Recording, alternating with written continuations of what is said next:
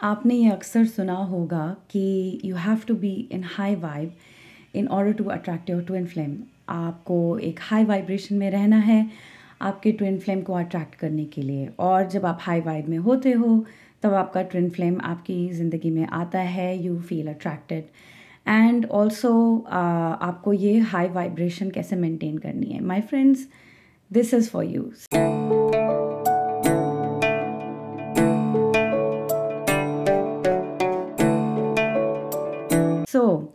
कई लोगों को मिसकंसेप्शन ये होता है कि अगर हम हाई वाइब्रेशन में रहेंगे तो हम अपने ट्विन फ्लेम को अट्रैक्ट कर पाएंगे और उस हाई वाइब्रेशन को हम हमेशा मेंटेन कर पाएंगे। बट टू बी ऑनेस्ट, आप अगर जितनी भी कोशिश कर लें अपनी हाई वाइब्रेशन में रहने के लिए, आप बहुत मेहनत करते हैं, you keep changing your thoughts, आप आई एम स्टेटमेंट्स बोलते हैं, एफर्मेशंस बोलते हैं और अपनी बैड फीलिंग्स को दूर रखते हैं, for some time temporarily you can create a facade, एक झरोखा, आप झूठ का इल्यूजन क्रिएट कर सकते हो कि आप एक आइडिया क्रिएट कर सकते हो कि आप एक हाई वाइब्रेशन में हो, बट आपकी वो नेचुरल वाइब्रेशन नहीं है। तो क्या होता है, over time your twin flame अगर आ भी जाए आपकी हाई वाइब्रेशन में, तब वो सस्टेनेबल नहीं है, वो हर टाइम नहीं रहता, इसलिए वो आता है कभी जाता है, कभी आता है कभी जाता है। So that is why my friends, the practice of mirror exercise is very essential.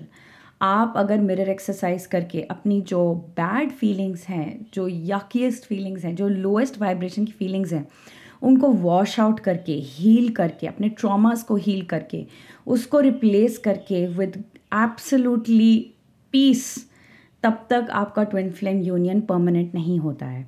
So my friends, I encourage you to understand कि इनर वर्क कैसे किया जाता है, मिरर एक्सरसाइज कैसे की जाती है। मेरी इनर वर्क सीरीज़ है, आप वॉच कर सकते हैं उसको, दोबारा मिरर एक्सरसाइज को ऑन पेपर प्रैक्टिस कर सकते हैं। It will give you good enough starting point कि आप डीपर जा सको। डीपर जाने के लिए coaching is necessary and regular coaching is necessary. ये नहीं कि 2 सेशन लिए, 4 सेशन लिए, हाँ समझ लिया, बाकी लाइफ के लिए हम कर लेंगे। No, it is not like that. For me also when I started this journey, मैंने अपनी कोच से असिस्टेंस ली for, and I am continue doing that every week on week, because it is highly beneficial.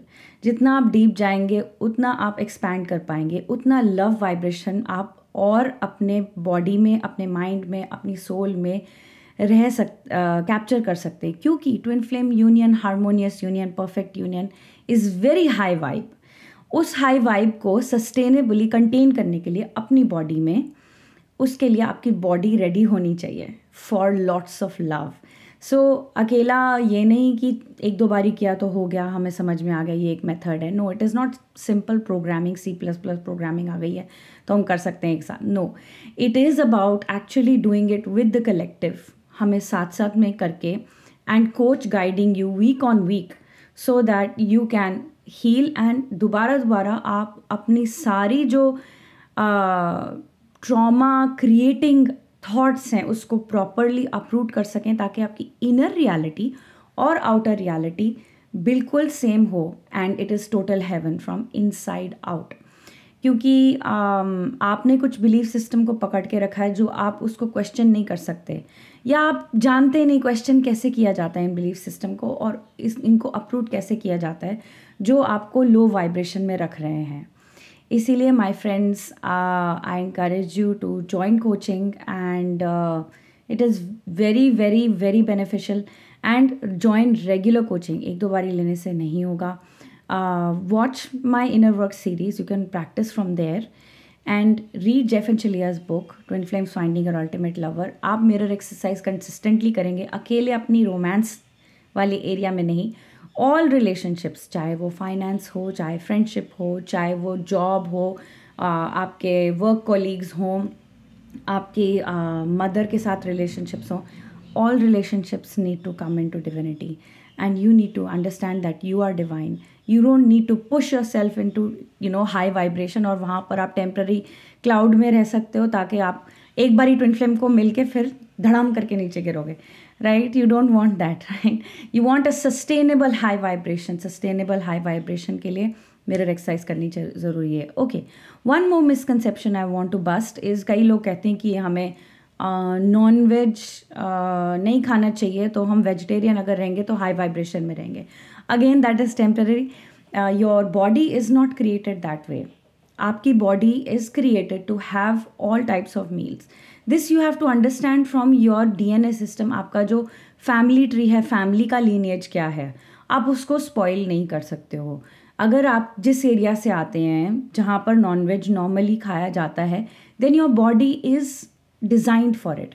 आप उसको ज़बरदस्ती करके vegetarian, आप थोड़ी देर तो हाई वाइब्रेशन में रहेंगे, बट आपकी body will still crave non veg. अगर वो नॉन वेज क्रेव करेगी, then you are fooling yourself again. So get to know your body, get to know your system and let God show you, let universe show you. अगर आपको non veg अच्छा लगता है आप खाइए, अगर नहीं अच्छा लगता तो मत खाइए। So you have to know your system. For that आपको अपने अंदर क्लैरिटी होनी चाहिए। किसी को बताने की ज़रूरत नहीं है आपको कि नॉनवेज खाना चाहिए या नहीं खाना चाहिए। पर अगर आप फॉल्सिफाई कर रहे हैं, एक हाई वाइब्रेशन क्रिएट करने के लिए नॉनवेज को लेट गो कर रहे हैं, and temporarily you can do that, but अगर जैसे ही आप ट्विन फ्लेम यूनियन में आते हैं, twin flame will show you all those places जहाँ पे आपने झूठ क्रिएट किया है, जहाँ पे आपने इल्यूजन क्रिएट किया है, चाहे वो अच्छा इल्यूजन हो, चाहे वो अच्छे के लिए भी इल्यूजन हो, तो वो भी बस्ट होता है, because it's not sustainable vibration.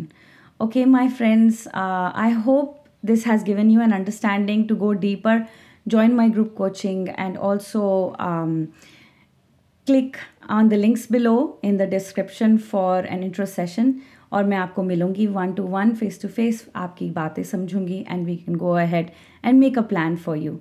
Okay, keep watching, subscribe to this channel, and I will see you in other videos. Bye.